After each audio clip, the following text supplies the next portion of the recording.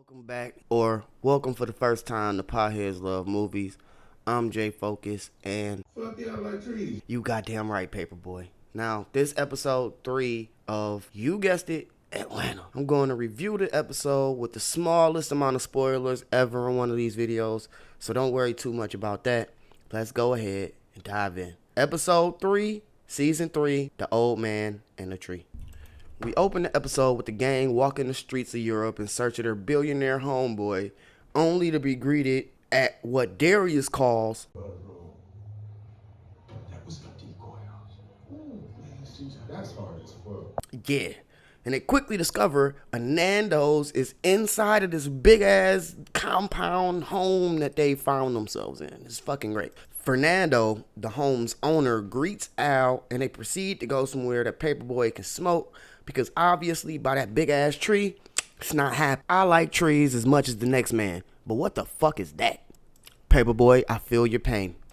Darius runs into an Asian hottie who immediately suggests he's hitting on her, which causes a chain reaction of events after an onlooker misinterprets the interaction, which immediately sends the show into comedic overdrive.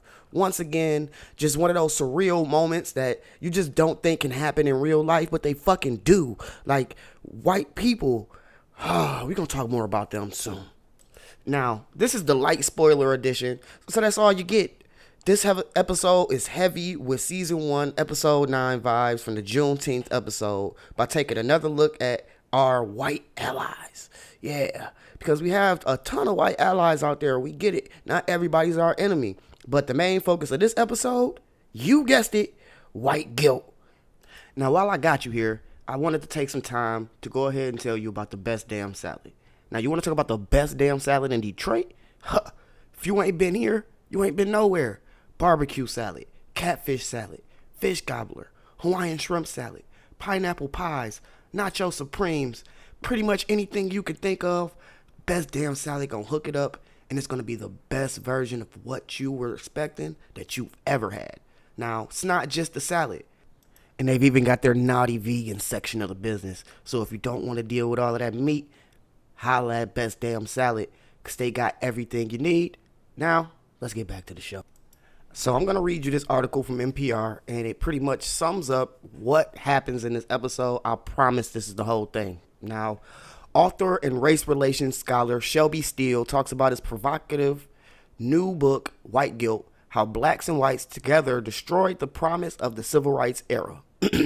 Steele says since the civil rights movement, the pendulum has swung all the way from white supremacy to white guilt, a condition he says has been just as harmful to black America. So white guilt is not a guilt of conscience. It's not something that you get up in the morning and say, my God, I feel guilty about what happened to black America. Rather, it is the fact that in relation to black Americans, you lack moral authority. You are, in fact, stigmatized as a racist because, after all, you have knowingly acknowledged that your nation practiced racism explicitly for 4 centuries. And now, since the 60s, white Americans have been grappling with the stigma, trying to prove that they're not racist to prove the negative. A good example is when people say, one of my best friends is black. Well, why do you say that? You say that because you're really trying to say, I'm not a racist. I'm not what I'm stigmatized as. And the point of the book is that this pressure that comes to whites from this stigmatization has had a tremendous impact on our culture, politics, our public policy in many, many ways. I promise, that's the whole episode. Well, the spoiler-free version anyway. The full version drops tomorrow, so watch out for it on the Potheads Love Movie channel. I'm Jay Focus, and Potheads